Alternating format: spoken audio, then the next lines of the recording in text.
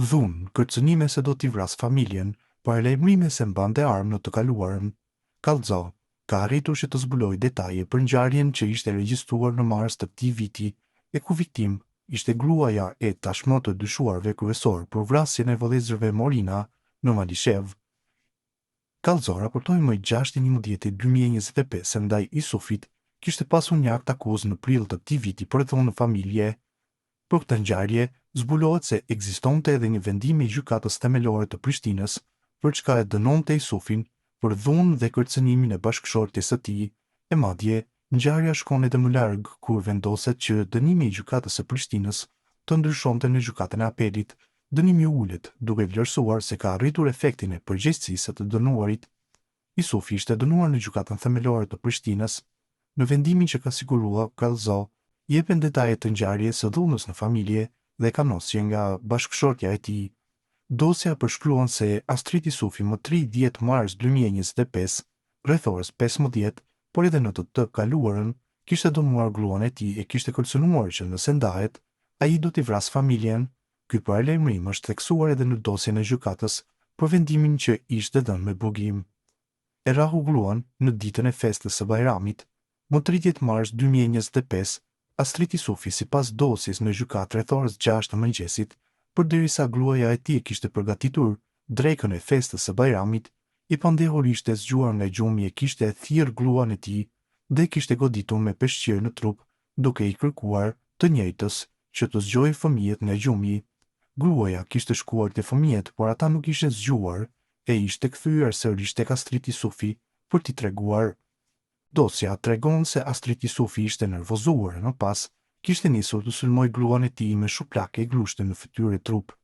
Disa orë më vonë, kur Astrid Isufi ishte kthyer në shtëpi, pasi kishte shkuar të përshëndesë familjarët për festën e Bajramit, kishte kërkuar ushqim nga gruaja e tij dhe kjo e fundit i kishte thënë se mungonte një produkt ushqimor, e kjo më pas sërish kishte qenë një sherr i cili shkaktoi dhunë fizike të dytë brenda ditës nga Astrid Isufi te bashkëshortja e tij. Dosja shpjegon se kur kishte marrë vesh Astriti se mungonte një produkt, i kishte marrë pjatat e ushqimit dhe i kishte gjuajtur në tokë, më pas e kishte kapur gruan e tij për dore, e kishte tërhequr zvarr, e kishte futur brenda dhomës dhe kishte nisur të shëllojë një kablo të rrymës në pjesë të ndryshme të trupit. Në ato momente, vajza e tyre kishte hyrë brenda dhomës dhe i kishte kërkuar babait të saj të ndalojë, sepse po e mbyste nënën. Ane pse kishte kërkesë nga vajza, dosja shpjegon se Astrid Isufi nuk kishte ndaluar derisa ai është dashur, mjaftueshëm se e ka rrahur të dëmtuara në këtë rast, gruaja e tij, dhe më pas e kishte larguar nga shtëpia. Në po të njëjtën ditë, Astrid Isufi, sipas dosjes që ka siguruar Kallëzo, e kishte kërcënuar gruan e tij dhe i kishte paralajmëruar se nëse ndahet nga ai, do t'ia vras gjithë familjen. Ti nuk guxon me u nda nga mua, se kam me të vra familjen, kam me ti faru krejt, përshkruhet kërcënimin që i kishte bërë Astrid Isufi gruas së tij më 30 mars 2025. Kjo situatë e njëjtë i kishte shkaktuar ankth, frikë dhe pasiguri për jetën.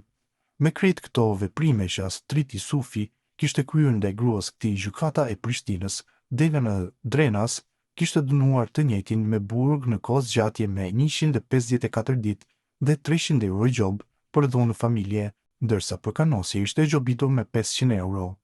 Xhelozia shkak i dhunës në familje. Pa telefon, duke përjatuar dhunë të vazhdueshme fizike, gruaja e Astrid Isufit në deklarimin e saj në seancë për caktimin e paraburgimit kishte thënë se burri i saj nuk i kishte lejuar telefon, nuk ka mundur më herët të raportojë dhunën në familje, sepse nuk kishte mundësi. Burri i saj ishte xheloz dhe e njëjti nuk ja kishte dashur familjen gruas së tij dhe i kishte thënë shumë herë që nuk kanë çka lypin këtu. Më tej zbulohet se gruaja kishte informuar organet e rendit muaj më parë se burri i saj kishte një armë të cilën e posedonte kohë më parë. Ajo pas ngjarjes kishte e qëndruar te familja e saj, derisa fëmijët e babai për shkak që të mos ndërpritej shkollimi i tyre. Për vendimin e themelores Astrid Isufi ishte ankuar në apel. Astrid Isufi ishte dënuar në rreth 5 muaj nga gjykata themelore e Prishtinës, ndërsa gjykata e apelit kishte bërë ndryshim të vendimit të shkallës së parë, duke ndryshuar edhe kohëzgjatjen e dënimit nga 5 në 3 muaj për rrahje brutale të gruas së tij, si dhe kërcënim ndaj të njëjtit. Mëtej zbulohet se gjykata e apelit më 26/6/2025 kishte marrë vendimin që ta aprovojë ankesën e mbrojtësit të Astrid Jusufajt. Gjykata e apelit kishte vendosur që në total t'i jap Astrid Jusufit dënimin me burg 3 muaj dhe gjob prej 300 eurosh për dhunë në familje, ndërsa nuk kishte ndryshuar dënimin me gjob për veprën penale të kanosjes. Për vendimin e gjykatës themelore të Prishtinës, kishte bërë ankesë avokati i Astrid Jusufit, Muhamet Binaku.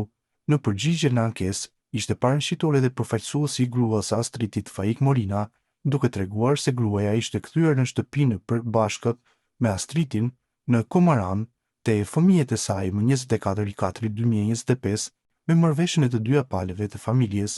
Gjykata e apelit kishte mbajtur edhe seancën e kolegjit dhe kishte shqyrtuar ankesën e cila nuk kishte përshkelje esenciale të vendimit, por për ndryshimin e saj.